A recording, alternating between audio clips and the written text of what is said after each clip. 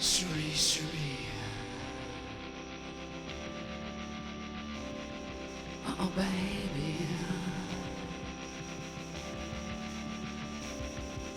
Oh, baby. I love you.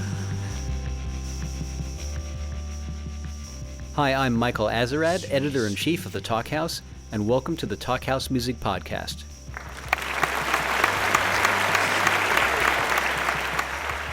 If you come out of the indie community and you make synth-based music, you owe a huge debt to an iconic duo called Suicide. In fact, if you come out of the indie community at all, you owe a huge debt to Suicide. Starting in New York's East Village in the early 70s, Suicide were confrontational, tough, and absolutely visionary, and they were one of the first punk rock bands, if only because they were one of the first bands to describe themselves as punk. But they had no guitars. It was just Martin Rev on cheap electric keyboards and drum machines, and singer Alan Vega. This revolutionary, very DIY approach initially influenced English synth bands from Erasure to Throbbing Gristle, and went on to become a huge influence on industrial dance music and everything from noise to ambient. Suicide has been covered by everyone from Bruce Springsteen to Savages, and their influence extends to bands like LCD Soundsystem and Liars and MIA, who sampled them on her 2010 track, Born Free. The Cars mastermind Rick Ocasek is a longtime fan too, and not only championed the band when the Cars were at the peak of their fame, but also produced several Suicide albums. Neon Indian's Alan Palomo is a big Suicide fan too, and he recently commissioned Martin Rev to remix Annie, a track from his new album Vega International Night School. So we invited these two representatives of different but related musical generations to sit down for a Talk House Music podcast. Palomo was kind of a Suicide nerd. He really knows his stuff, so he's kind of the devout disciple here, picking Rev's brain about all sorts of things. How you know when your music is done, the economic realities of being an artist, the evolution of New York City as an artistic capital, creative cycles and the effect of the internet, and the birth of punk rock.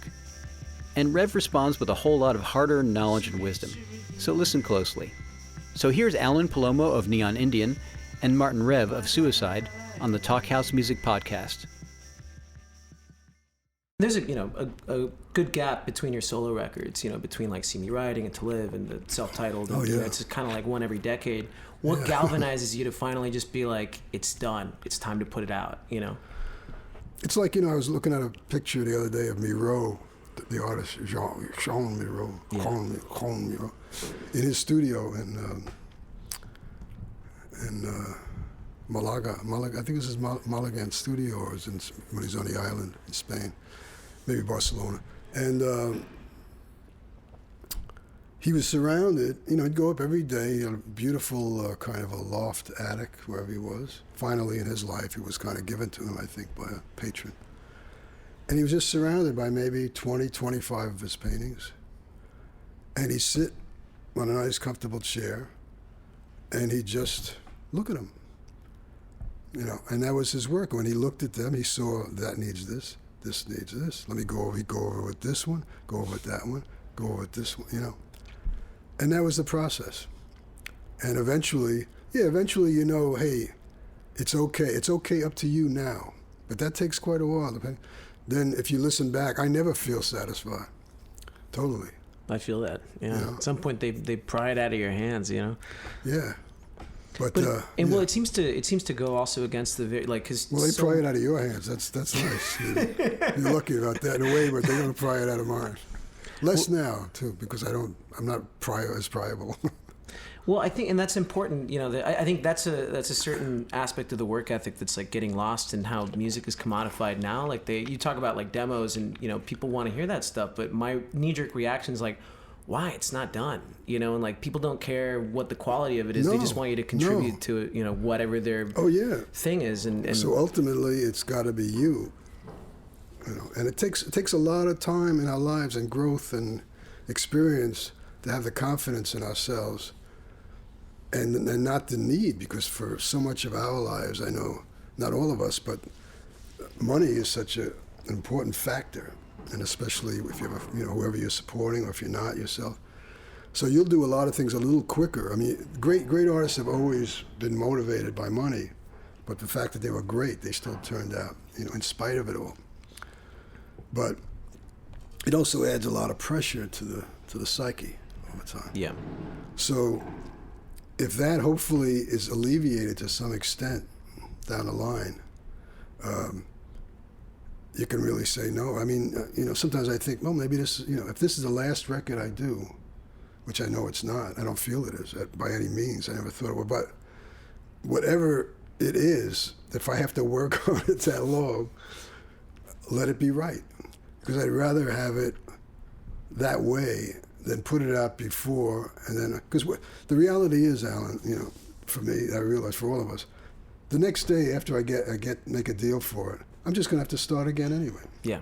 The canvas is blank really every day, but the process is, it's blank even though you have all the colors on it, because you sit in front of it like Miro, and you say what needs to be done today. So the process starts every day again. You can't rest on anything really too much you did before. It's interesting that you talk about the idea that a lot of great artists have been motivated by money, because that's a very candid reality that a lot of people don't take into consideration. Yeah. I think there's an ethos within a lot of indie music and DIY culture that it's sacrilege to ask for that. But I've always thought it was really unhip. But the reality of it is people got lives, and when you labor one's vocation, you would expect that you could make a living off of said vocation, But I think it's strange that in that ecosphere and mentality of where music has been. I mean, it's changing now, but I find it fascinating that it's the reality is money's always kind of in your head. You can't negate people you care about and you're trying to take care of, or just setting up your own life. A lot of guys are married, have kids. There's always been that romantic from the age of romance idea, of course, that artists are dreamers and idealists. They are. The only difference between maybe the artists or the poets and the regular people who don't aspire to any of that is that they have a priority of the art first. But after that money's got to be there. And if it's not, you see all the suffering, And in so many cases it's not. To me, I think it's a total gift from the angels if an artist reaches a point where they just make a living off their art. Even if nobody knows of them, they're not that famous, whatever that degree of celebrity is. But to make a living from your art, especially as a musician too, because you know all the millions of musicians and bands that you don't hear of, and they don't do that well, or they're not making the music they would really dream to make. And all the ones that gave up.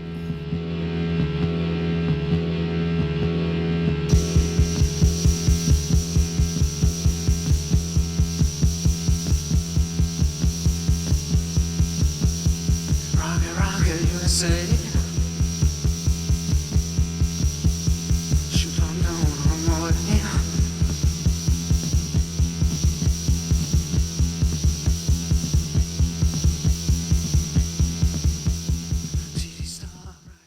Nearly a decade ago, when I was just really starting to absorb music like a vacuum, I found this video of you guys performing on a Cars TV special, and what I loved about it was that it was the most you guys were doing your thing, and I love that at the very end, the clapping is almost sparse. You can tell that people are still digesting it, and Alan just gives this snarl to the camera, and I just thought it was such a fucking amazing moment in television to be this is who we are, and obviously to be given a platform to be on something like that, but still stay entirely true to what your performance is. What was that experience like? Well, what we don't realize sometimes when we watch those shows, especially the Letterman show, which I was doing a year or two ago, I mean, the way the actual reality of that studio and everything, it's nothing like when you see on TV. It's of course, it's so much smaller, man. It's all the lenses, for sure. Yeah. But so the Midnight Special was it was scheduled for maybe 10:30, 11 in the morning in L.A. So the audience is just a hand-picked group of people. That's why the clapping was like that. It's not this big Midnight Special audience. Totally. And then it's filmed, and then you go one after. I think Robert Fripp went on right before and after. Rick's whole show, I guess, was that day. But that's when it started, 10 in the morning or something. You Wow. know? I think we were scheduled for maybe 11, but you got to set up. So, but it was, it was interesting to do. It was summertime. I think Johnny Carson's studio was right next door. Just that whole idea. I'd never been in an NBC studio or any kind of TV studio. But we had, that's all we ever did when we performed is what we did. Totally. The thing about Rick, of course, you had mentioned, do you think he was like... was he kind of an impetus to sort of play with, with the idea of commerce, through your music, through your trade? I don't think... Rick never really presented anything to us that way, and I don't think he felt it. He was very aware of commerce, of course, but Rick's his personality, his personal aesthetics are brilliant. Ours are brilliant in another way, and sometimes the same way. The thing about Rick is he championed us for so long, right, so early. By the time the Cars' first record came out, right before, all the Cars said how great fans they were. We had played a little gig in Boston at the Rat Club, and they came in the dressing room, and they had to introduce themselves and say, "Wow, you guys." And then maybe 4 months later, they came out with that first record, and it just was a bomb. So Rick was in the press so much, and every time he was in the press, he was talking about suicide. He mentioned suicide. And to us, it was like crazy, because who was talking about suicide from that echelon, especially? Rick just always saw us, loved us, what we did. It's a little similar to Springsteen, I think. And all he wanted to do was give us the opportunity to do it, and he really wanted to produce us. He expressed that to our manager at the time. Well, he wasn't our manager then, but Marty Thau, and the label we were on then, Z, with Michael Zilka. Well, Michael Zilka had the idea to get Rick, because he knew how enthusiastic he just wanted to produce us. And Rick is a great producer mentality. Oh, it's a beautiful sounding record, yeah. So I don't think he thinks commerce at all as far as we were concerned, but his fingerprint is his. So everything he touches has a certain aspect, and in a certain sense more commercial that way, because he is, and that's why the Cars were the way they were. Suicide was, not the Cars in terms of commerciality, because we didn't, and I don't know if it's as much that Rick was so conscious of selling records, as much as maybe a little more, but he also had that sensibility, It's a certain sensibility, like who you hang out with, where you go at night, how you dress. He would dress one way, I might dress another. We were much more street, and he could kind of ride above it, but his brilliance shone through because he did it in a way that made a lot of sense at the time. So that's what he wanted for us. He just wanted to bring us. He wanted to get us sold, but as us. But he wanted, when he produced us, Rick would put the records in our hands after they were done. If we couldn't sell them, one time he brought it to his manager, and they brought it, to Sire and all these. His manager's quite big. I think it was Dylan's manager at the time, Petty. And they tried, and they couldn't. They were too big. So Rick always said afterwards, "This is your record," When you start an idea, what differentiates between this is going to kind of be like a simple little tune and I'm going to keep it that way, and then when do you get that impulse to be like, let's just see where this goes, Yeah, well, this one, they're all different, as you know. So To Live was almost cut in one day, in one afternoon. Wow. Because I had the idea and it worked, and it's a lot of stuff that I had been doing live anyway in terms of the rhythms and whatnot. So I just said, I love these, these rhythms could be cool with the track, with vocals and whatnot, a certain conception of where to place the vocals. But so I'm going track after track very quickly because it was all familiar in that sense, but not the output of it. No, that took quite a while. It wasn't called To Live for a while, and like I say, it didn't sell anywhere for a long time, so I could revisit it. And some are a whole different process. You have an idea in your mind from your last record, wow, that opens up so many ideas. So you start Totally. you start the blank one, like from there, and after the first 2 notes, you realize, no, I can't. That's not working. That's not going to work. In other words, whatever that fed me, it's not going to work again. I mean, it's just not feeling right. I hear where I want to go, but I don't know where the hell it is, because it's again something new. It's like you feel something from it, but it's not an exact blueprint. Yeah. So then it's the exploration, and depending something about how far that is from reality, expectation and what you're really doing immediately, that can take quite a while. But of course, the beginnings are great too. Like I mentioned, you're just throwing things down, but then you come back a day or two later. I do, and I say, "Nah, but that's not finished, baby." You know, that's Totally. You know, but that night when you're doing it, you say, "Oh fuck, man," you know. Well, yeah, you're always going to delude yourself. I've had many of those late night jam sessions where the next day it's like, what the fuck was that? Yeah. It's a joy of creation. You know? That's the great thing about playing live is, you know, it's you can't edit it. It's like, you know, it's a one output, a release.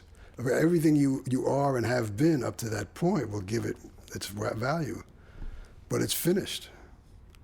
You know, it's And it's tough to reconcile with that, you know, Yeah. especially now that I feel like, you know, everybody's got a camera on their phone, you know, like they go to a show and they document it from every angle, you know, sufficiently. And that's a very, I feel like that must be a completely new paradigm to kind of be traversing, where like, if you fuck up, they got it 30 different angles, you know? And I find that, like, I can't imagine what it must have been, you know, like before, even just 10 years ago, where you play, you know, you have a bad night, you ultimately cut your losses, and you're like, all right, well, tomorrow in Pittsburgh, we're going to really get our shit together, you know? But now it's I find it, you know, so interesting that, you know, that it really is just a testament to that moment, and it's right then and there. And if somebody got it, then that's what it is. It's you at your best, and it's you sometimes not at your best, you know? Even at your best, I think it's the difference. It's always great because we don't always realize. I'm very critical too. I'm probably the worst myself, so I do watch stuff that goes back on YouTube or somebody took. I'm glad when they take. I always say, let anybody film. I tell people, you know, club managers, because it's a document. And the great thing about live performance is it's not just the music. So there are all these parts to it that you don't have on a record. Doesn't mean the record has to live from the sound itself. That's the art. That's the challenge. The art. In other words, the mind, when you're listening to that CD and not watching a video or anything, which is becoming less and less, I think, these days, the music has to cover all those dimensions, the lights. In other words, it has to engross, bring you in to a totality just from the sound. That's what makes pure recording such its own art form, such an individual discipline and challenge, and great. And that's why I think you could never really go, you know, it'll always be perfect with video because they work together, they're like married. But music on its own, you know, is when you can achieve that kind of seduction just by the music. Now, when we're live on stage, we could think we're screwing up, you know, to us, and we are, because we're the judges of what we're going to do. But the fact that there is the level of sound, which is incredible, that's a whole other dimension. We don't see it on YouTube, but we don't hear it anymore once we get the copies. Totally. But that 3, 4, 5, 7D expansion of our sound being on stage adds a whole other thing to the mind of the listener and to us. That's why I love doing it. Where else can I play that loud without headphones? And then you have lights. You have some, of course, projections if you have them. Sure. It's a total theater experience. So the music is also suggesting things with the lights, they're mixing and whatnot. So a lot of times, I used to hear tapes. I remember one time at the Cars, we played these civic centers with them, and the next day Rick had cassettes from the board. And the gigs were like incredible. I mean, the civic centers are so big. And then I'm hearing the cassette the next day in his pad. It just, you know, and oh man, it was so empty. There's nothing there. Plus, I think it went through the board. I mean, what was that? You know? There's no the life board to mix. it. The board mix, especially. But you know, there's no life to it. But at the night on that stage with all those people and yelling, booing, whatever they were doing, those lights and destroying, and that sound, that's the, you know, the thing to catch. So it's I always see them as totally two different art forms. So if you see yourself kind of, you think you screwed up in that spot, it's not a screw up really. I mean, whatever the screws up are, if you feel you screwed up the whole gig, then you can usually see why. That's the great thing about this filming too, that everybody has a camera. So you can watch what you did and learn from it. You know, sometimes you can learn so much so quickly, because if I don't watch personally, or anyone, you can keep doing certain things for years that are actually not, you think are cool, but they're not as cool as you would like. When you watch, you say, no, that doesn't work. And then something else that, oh, that works, and I didn't know if it did. And it gives you ideas to follow that up. So it's rare that when you think you screwed up, people in the audience are still seeing, they're hearing. It's a whole, you know, total experience. Different perception of it. Yeah. And then when it's filmed that way, it's great in a way, because it's a document. Because so many great, incredible artists of our past didn't have films, or maybe had 1 or 2 films. So we can't see them because, you know, nobody, you know, you had to fucking book a truck to, you know, just a film date. To hire Michelangelo Antonioni to put you in a movie or something. You want to see films of, well, rock is luckily, even rock, some early rock too, early 50s, early 60s rock, but especially jazz, like Billie Holiday. What do you got? A film and a half of her. Charlie Parker, you got like 1 film. I mean, you know, even Miles Davis. How many from that? Well, later, yeah, they started doing those live shows of his in Europe because he survived that time. But that was also set up. You know, they had some people with cameras, but it wasn't like today. So it's a document.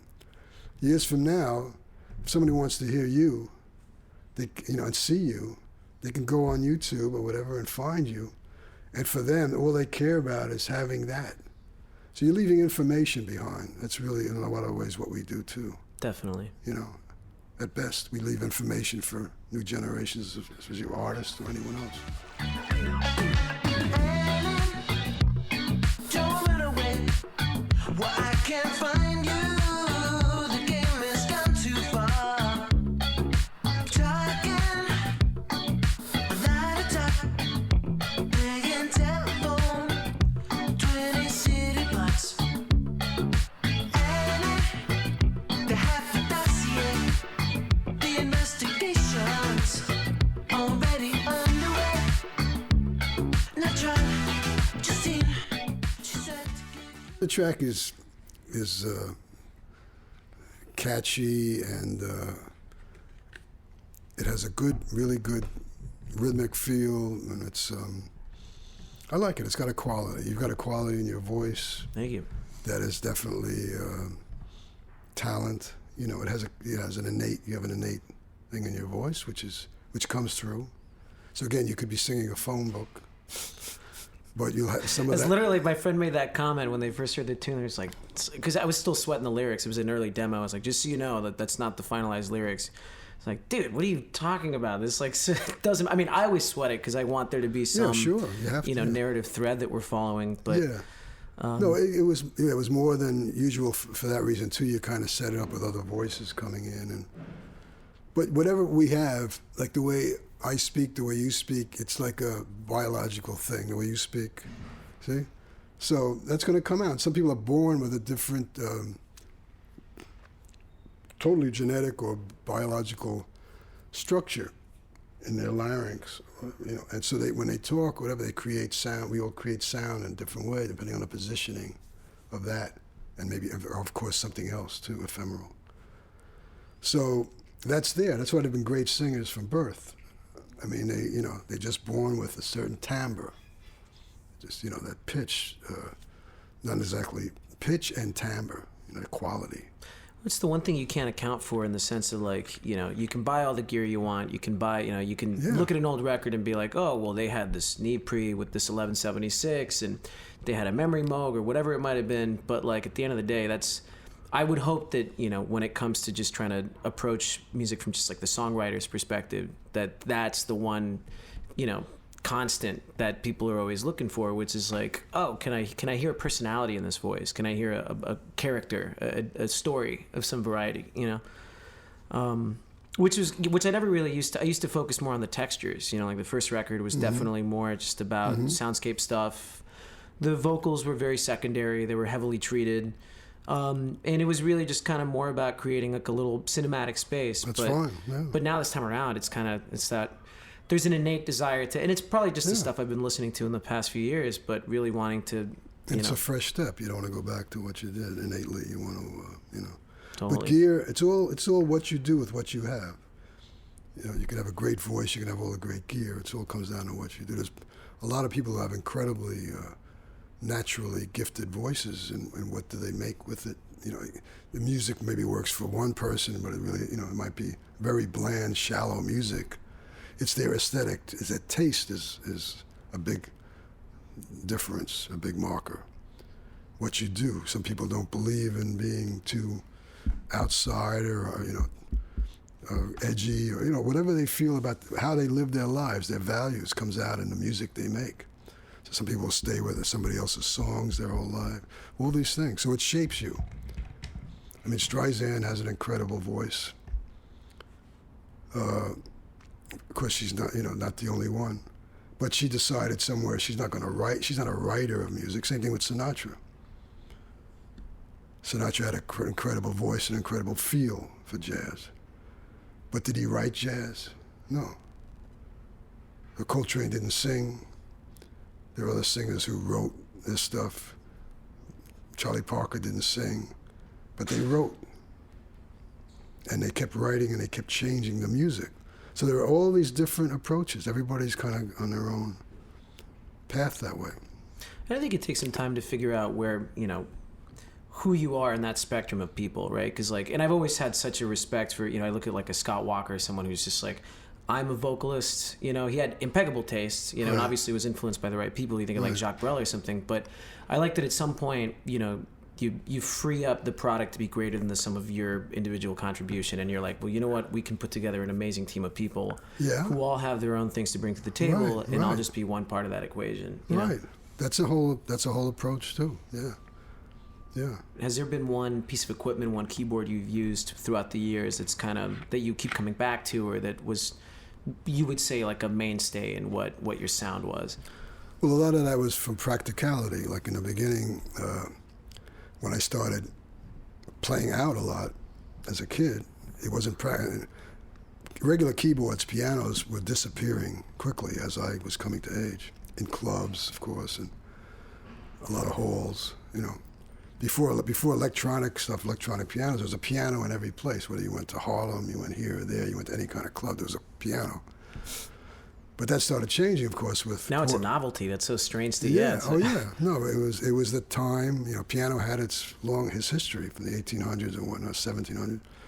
And then when electronics came to the fore with keyboards, so the thing that made the most sense to me right away was what I could afford, what I could get, not having, a whole lot of room fund-wise. And so I would start with these very inexpensive used organs. Farfisas and stuff like that? Or? Well, the Farfisa was right after a couple of other things I'd get in a selling post for a couple of dollars, and the Farfisa was what I made the first Suicide album on. And I used that for about a year or two before this, right into the album. And then we got a little equipment budget from that album. So I went out and bought a Vox organ, those black and white keys, nice. The opposite. And that was also used. I wasn't buying anything new. And that took me for a couple of years. So out of pure practicality, those keyboards, and then rhythm machines, when I was the Selector Rhythm, right, for the first record? What is it, a Royal Prince or a Selector? Seaberg or something like that? Yeah. And I found that for like $30, and it was, I was looking for one for a long time, but I couldn't afford it. And it sounded, as soon as I heard it, I knew that was right, for me. And so it's really geared towards it, because also the rhythm machine meant the most sense to me also because of the practicality of the fact that we weren't going to have rehearsal space. We weren't going to be able to keep a band together. we don't have that kind of work or that kind of space. The guys would be dropping out. We had one guy with us when we started. So that's what I mean in the necessity, as they say, of life. Sometimes you find things too, and then you say, wow, I'm hearing something new in this.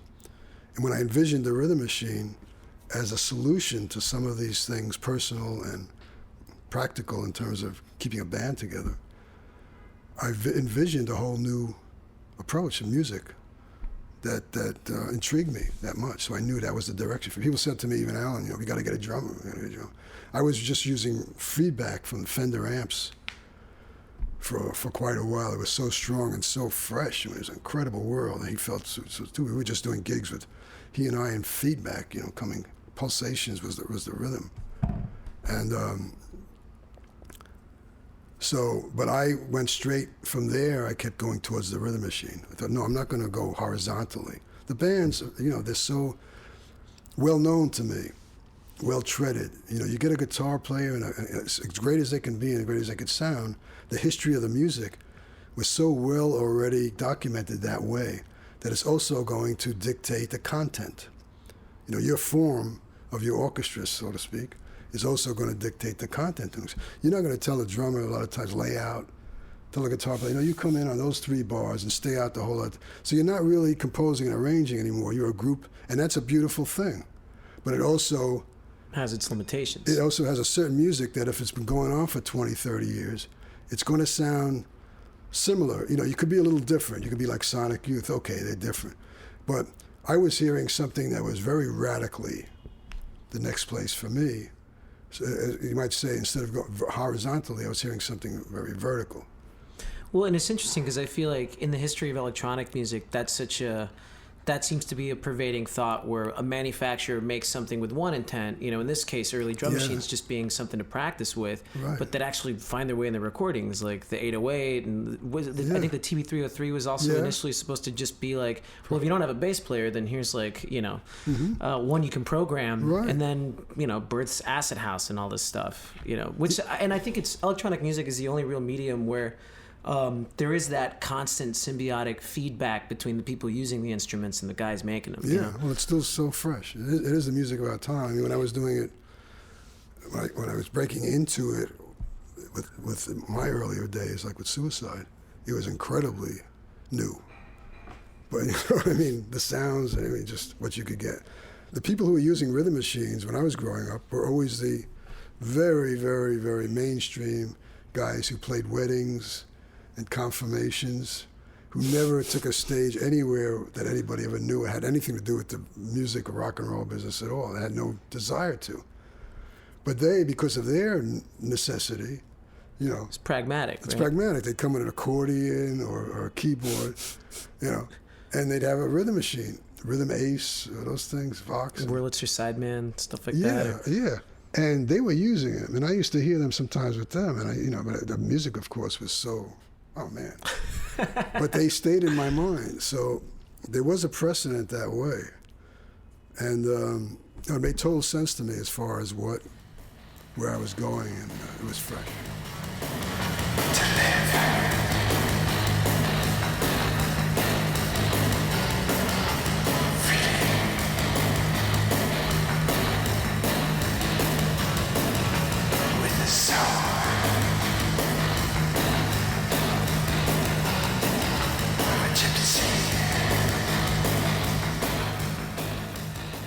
Would you say, like, with where New York is at now versus where, versus every other iteration in every decade, right, do you really think it's, like, kind of in a bit of a cultural crisis in terms of it being able to, sustain a creative class and a creative community?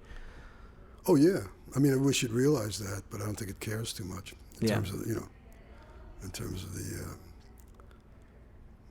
the lords of, the ones who really are keeping it going financially or think they are. But it's been that way since really the 70s. It started emptying out, the end of the 70s, because everything started to become more and more expensive. But it's no difference than Paris. I hear Frisco, Frisco's like that from what it was. So the crisis is there, but who is it a crisis for? It's not a crisis for anyone. You know, for the guys who are running for president, like the GOP, it's not a crisis for the guy who, you know. I think the world can be in a crisis when the arts are not generating anymore, when they're not continuing creatively. And I felt that maybe starting to happen 15, 20 years ago, when there was like the end of dance, the beginning of the end of rock. Jazz had cycled, because they all had their histories. Yeah. Classical, European symphonic and composition had cycled from its creative 300 years. And what's next?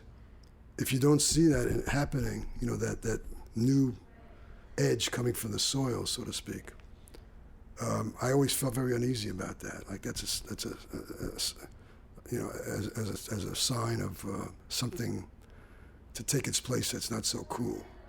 Like you need the arts to kind of balance everything else sometimes and say, hey, you know, there's enough of this. But luckily we have you have a lot of people who are activists full time. You don't hear about them, of course, because they're not written about. Yeah. But yeah, it's a crisis. Do we know the musics themselves have a built-in organic crisis? Sure. See? Like punk came about organically and came about in New York first for a certain reason, and then England, London. And things led up to that for years. And after that, you can't reproduce, you can't manufacture those movements synthetically. Everybody always says, oh, jazz is coming back, or this is coming back. No, it's not coming back. It's got to go ahead. You have great jazz musicians now, young guys who hear so much, and they studied. I mean, they can play great because they have the advantage of hearing everyone who came before, and they're really serious about it. But the forward thrust of the music, you're not going to get in jazz anymore. You're not going to get a Coltrane to get in jazz. It's going to come out of some kind of other place.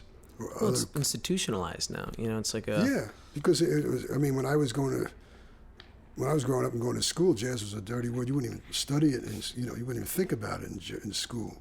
It was inferior music. The irony is it can be a major now. It can be a major, right? And rock, you can study rock in certain schools now too. But forget about rock; that was even worse. And so it cycled. They all do painting cycled. The whole history of art cycled to where it cycled into video and whatnot too. And there's still great painters around, but they're individuals. It's not movements. You don't have impressionism, pop, abstract expressionism.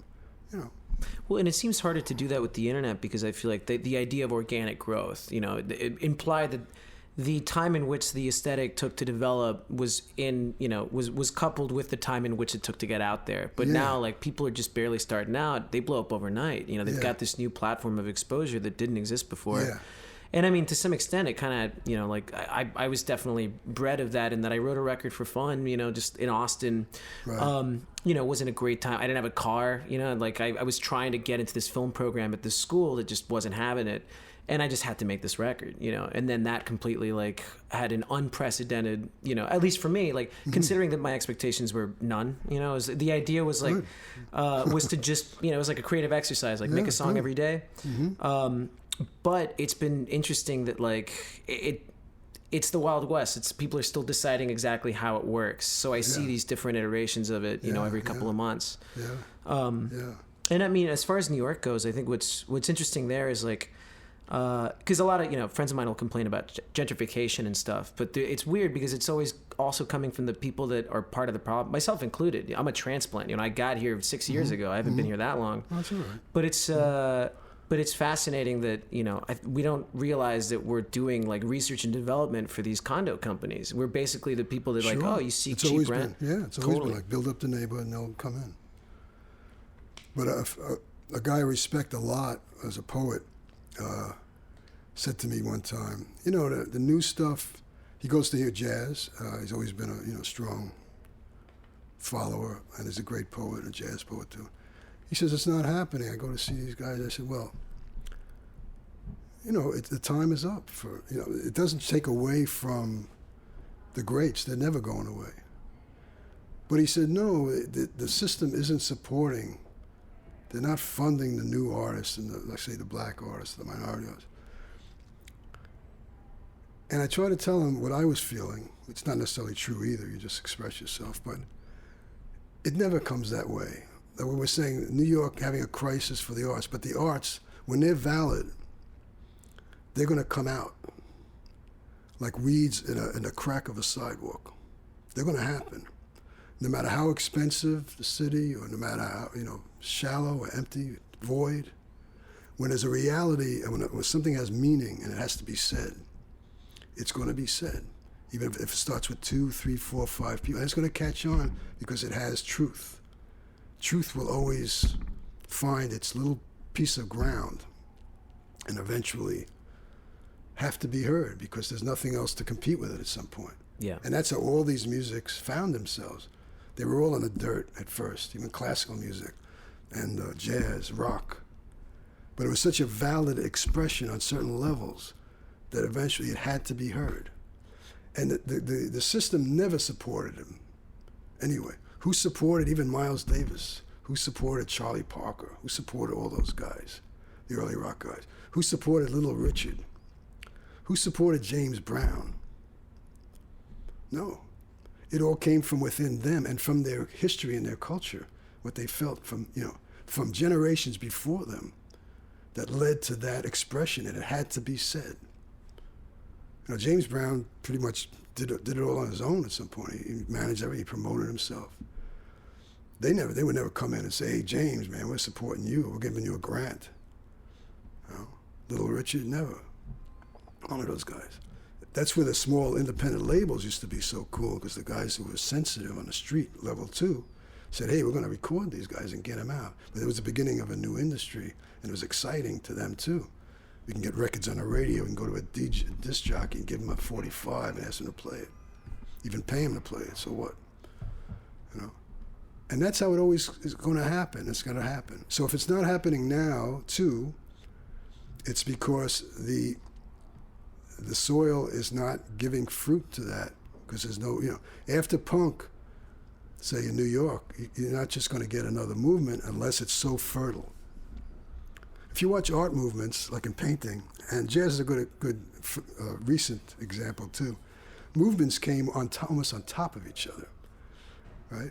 So one thing gave way to the next. Yeah, and maybe it coming like every 4 years. It wasn't like 20 years between, no, because everything was so still coming from the earth.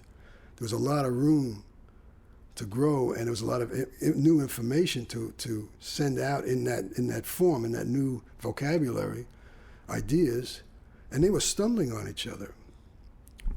I mean, Cecil Taylor, he made his first record in '57, and that was 2 years before Miles made Kinda Blue, and Ornette came out maybe in '58 or '59. That shit was overlapping like crazy. Impressionism was overlapping what came before, romanticism and everything. It pushed its way out. Impressionism was considered a barbaric art, can you imagine? It was the ugliest thing. They wouldn't let it into the salons. Romanticism, because new expression and new art, which represents new expression, is always a threat, it's perceived, to the establishment.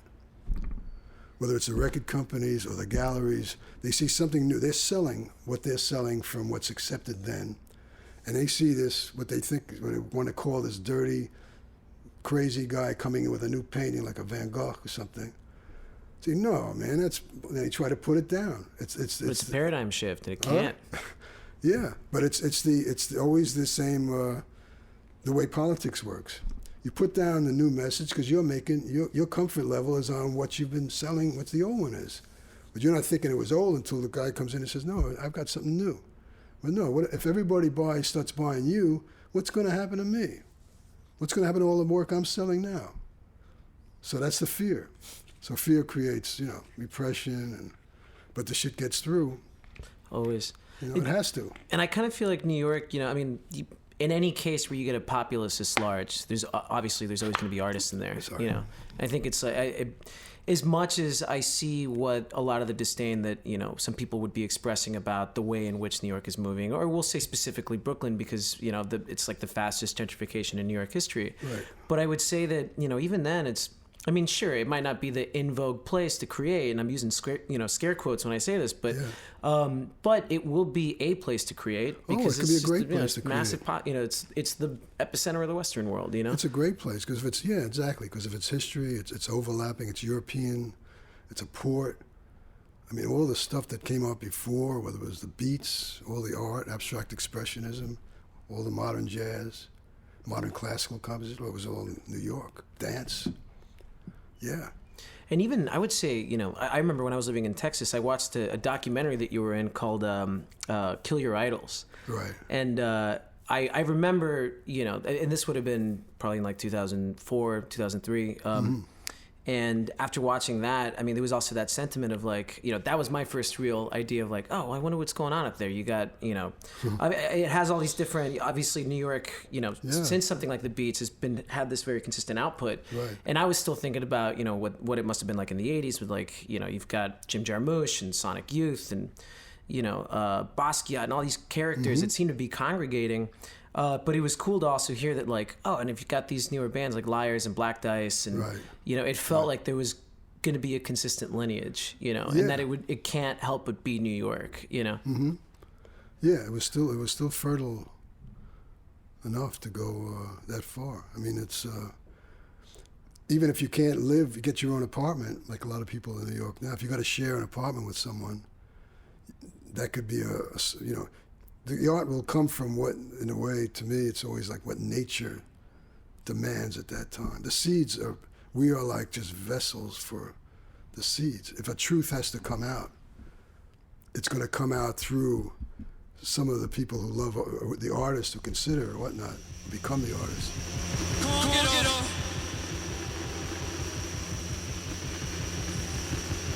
We're all Frankies. We're all lying in hell. Come on, get up.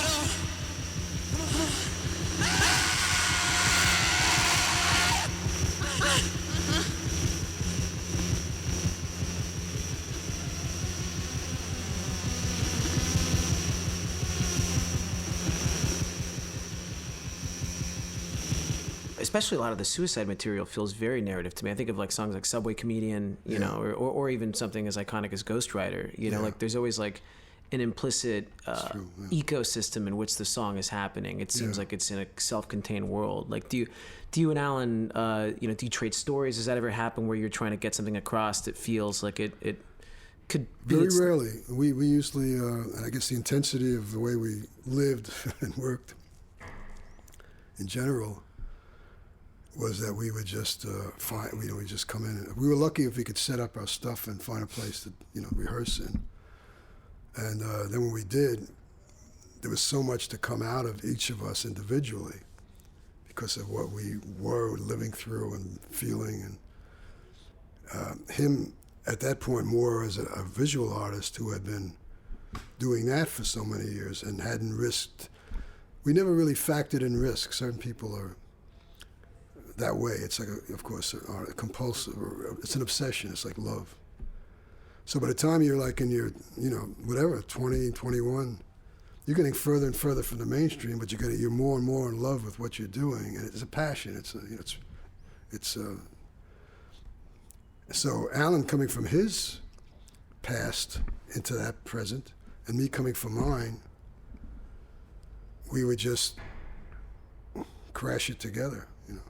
There was no real conflict because I was doing the sound and he was doing the lyrics, and so it would just be happen. The sound. He said, the sound. Many times he said influenced the lyrics. We get an idea, like it gets for you or for I when we hear a sound, and I would just usually lay down something first because it's hard.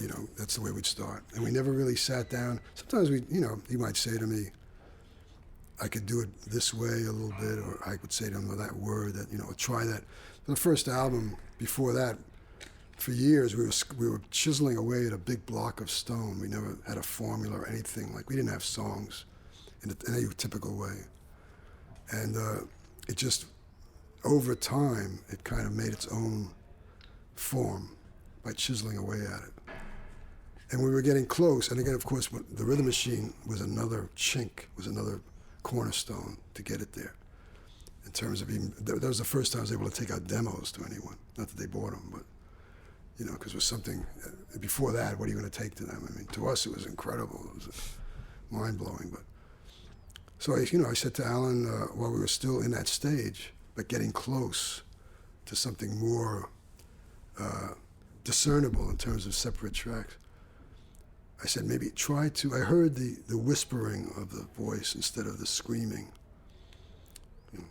Because we were just making incredible screaming and wall of sound stuff. I mean, live shows were incredible that way. And he tried it, and it a whole different dynamic happened in the sound. It blended with what I was doing, and he loved it. And that led right up to the first album at some point. That's why the first album, he's still doing that whisper, in a way, whisper. It's became his trademark, totally. Yeah. But it works with the music. The music has its own, art has its own demands as far as what you. I mean, why does one person put a red here and an orange here and a blue here, and another person puts the blue here and the red here and the orange here? But whatever their sense of arrangement is, because we don't invent anything, we're really arranging things, but we're doing it from something inside. We didn't create it. It's like a fingerprint. It's like, but it's a sense, but we develop it where we learn to recognize it more. So to us, whatever works is what we do, because that's the dictation. The dictator is the nature of the art. So if the music sounds better with this, that's the thing you want to do, because you want to hear the music sounding the way you want to hear it, like a painting. Not because it's necessarily going to sell more. If you want to go with that route, that's fine. I don't hold that back on anyone. Everybody wanted to sell, to some extent. But if your primary motivation is that from that obsession, that love, that elation, like you just fell in love and it has nothing to do with what's accepted. The whole world could be saying you're crazy, she's not the one for you. But if you're clear enough, you say, fuck that. No, man, she is, because she's really hitting me here, everywhere. I want that chick or that person. Then that's like art, music for a lot of people. So that demands, then the music says, well, you got to put that red here because that shit doesn't work down there. For someone else, it works down there and it's fine. But for you, no, it's like the girl you picked, the mate you picked. She works with that color hair, that look, or that form, something about her. For someone else, yeah, she's all right, but that one works for me. It's all right. She's okay, but this one. Well, you always have that first one that's like a primer for the rest of them.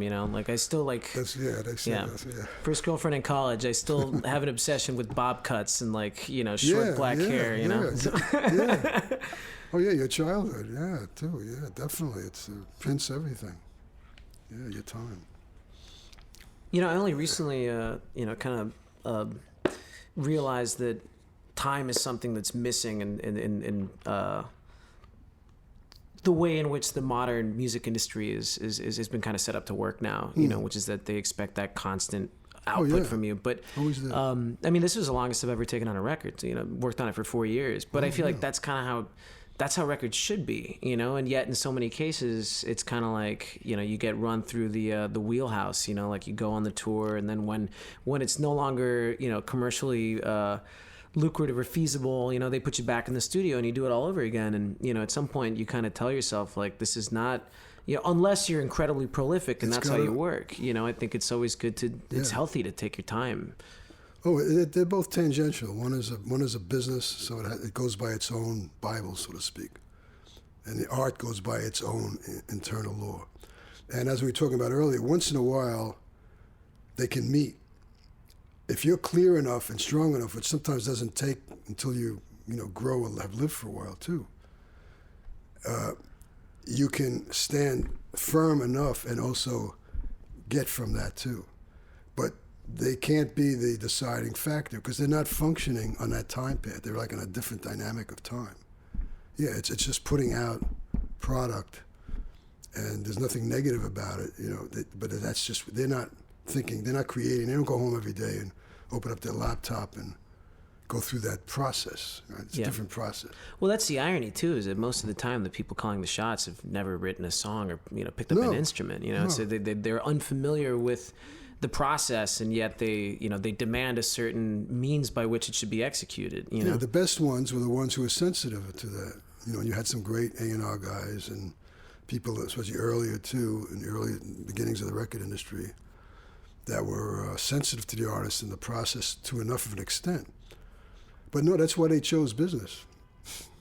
You know, why does a guy choose to go into politics, be president or something? Another guy chooses to be a poet. Something's inside different. That's what makes him tick. Yeah, but they don't have. It might be easier. I could say I have a better understanding of what they're going through, and it's possible because it's simpler to see. You know, but then again, to them, maybe it's a lot more complicated. But they couldn't really. It's very hard, I find, for a person who's not an artist, in general, to have the understanding of what that's about. And what the risk is about. When I think about, like I said before, I never factored in risk. When I realized it was just never a consideration. Like everybody else around you would either not even try or say, "How the fuck? What am I going to do? I'm not going to be able to make a living, or how am I going to do this?" I just never took that into consideration. That is a form of insanity, probably, but a necessary insanity, probably for people in love, you might say. You know, and art on that level is just love. You got to do it. You really don't have a choice.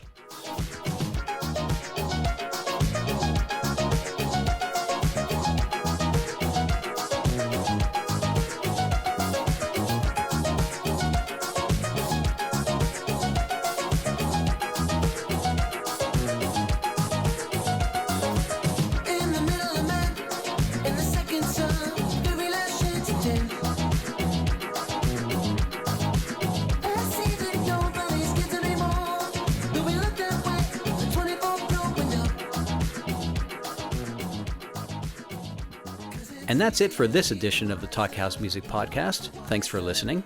And thanks to our producer-engineer, Elia Einhorn. If you haven't already, please do subscribe to the Talk House Music Podcast on iTunes. And every week you'll get fascinating conversations between smart, notable musicians of all genres and generations. And if you can, by all means rate and review us on iTunes. You can also visit our SoundCloud page. And to read smart, notable musicians writing about new music, please do visit thetalkhouse.com/music.